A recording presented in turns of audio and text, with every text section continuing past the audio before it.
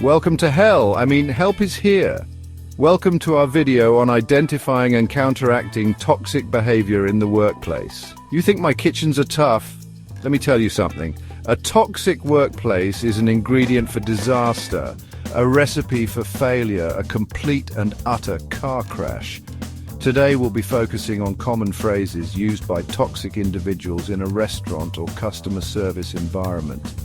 These phrases might seem innocuous at first, but trust me, they can poison your entire team dynamic faster than you can say service with a snarl. We're going to dissect these phrases like a bad souffle and give you the tools to counteract them. We'll show you how to foster a positive, productive, and, dare I say, delightful work environment. That's not my job. Hearing that in a kitchen, or anywhere for that matter, makes my blood boil. This phrase is a surefire way to create division and resentment within a team. It's like a virus spreading negativity and inefficiency. Listen, we're all in this together. A successful team is built on a foundation of shared responsibility. If you hear someone utter this ridiculous phrase, call them out. Remind them that everyone has a role to play and that helping each other out is crucial for success. Instead of deflecting, encourage them to ask, how can I help? Or is there someone who can show me how to do that? Foster a culture of collaboration, not one of shirked duties and finger-pointing. Remember, a team that works together wins together, and a team that throws each other under the bus, well, they end up with a one-way ticket to the unemployment line. I was just joking. Oh, the classic cop-out. This phrase is often used to mask hurtful comments and inappropriate behavior.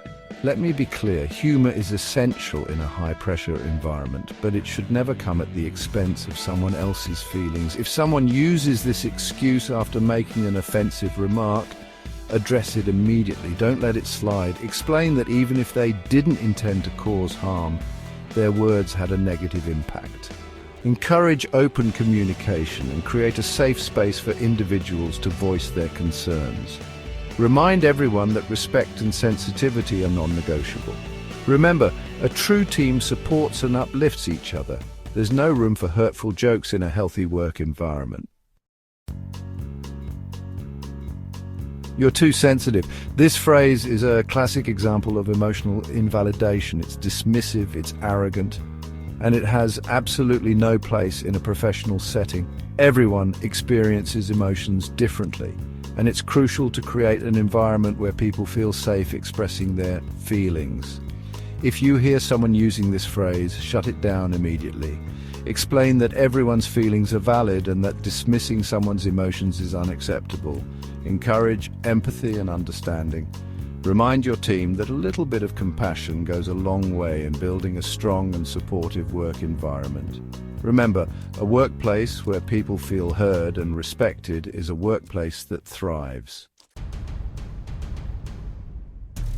Chapter 4. Everyone agrees with me. This phrase is often used to shut down dissent and create a false sense of consensus. It's a bullying tactic, plain and simple. If you hear someone making this claim, challenge it. Encourage open dialogue and create a space where everyone feels comfortable sharing their opinions, even if they differ from the majority. Remember, diversity of thought is an asset, not a liability. A team that embraces different perspectives is a team that's capable of true innovation.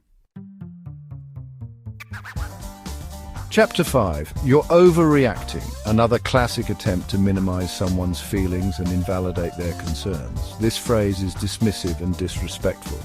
If you hear someone using it, address it head-on. Explain that everyone has a right to their own feelings and that it's not appropriate to judge how someone else is reacting. Encourage active listening and create a space where people feel safe expressing their concerns without fear of judgment. Remember, a workplace where people feel heard and respected is a workplace that thrives. Chapter 6. That's not how we do things here. This phrase is the death knell of innovation. It's a lazy, unimaginative response that stifles creativity and prevents progress. If you hear someone using this phrase, challenge them, encourage new ideas, and create a culture where people feel empowered to think outside the box.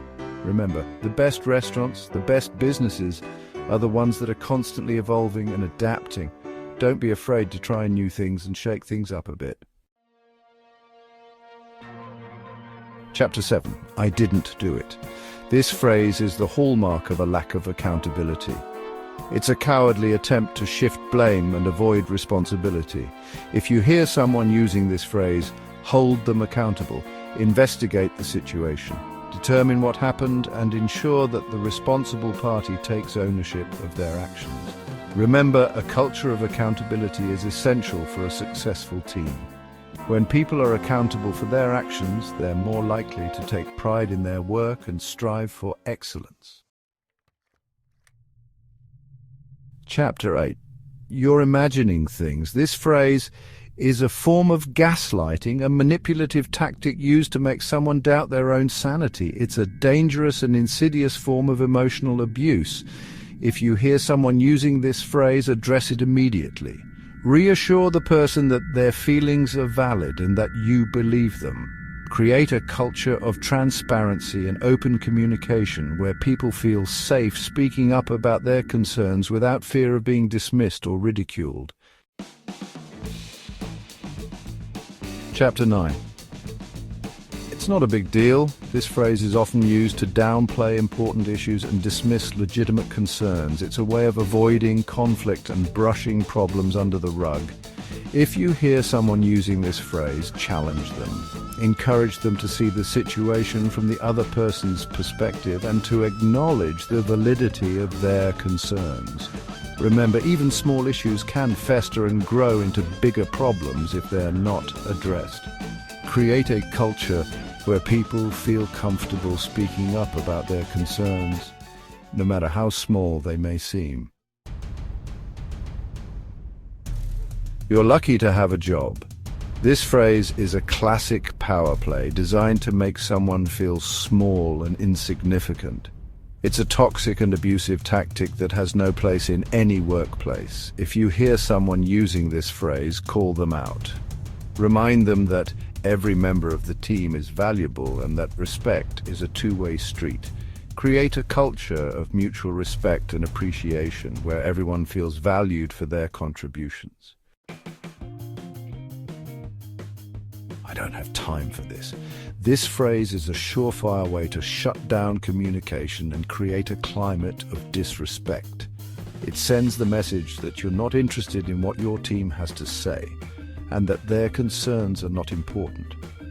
If you find yourself about to utter this phrase, stop, take a breath, and remind yourself that your team is your most valuable asset. Make time for them, listen to their concerns, and work together to find solutions. You're not a team player. This phrase is often used to isolate individuals and create a sense of exclusion. It's a toxic tactic that can damage morale and undermine team unity. If you hear someone using this phrase, challenge them. Encourage them to be more inclusive and to focus on building each other up rather than tearing each other down. Remember, a true team player is someone who supports their colleagues, celebrates their successes, and helps them to learn from their mistakes. Service is done. Now get out. See you next time. Thank you for watching. Remember, a healthy work environment is key to a successful team. It's like a well-oiled machine, or in my case, a well-run kitchen. Every part needs to work in harmony to create something truly exceptional. Don't forget to like, share, and subscribe for more tips on maintaining a positive workplace. And remember, a happy team is a productive team. Now go forth and create a workplace that's not just bearable, but downright brilliant.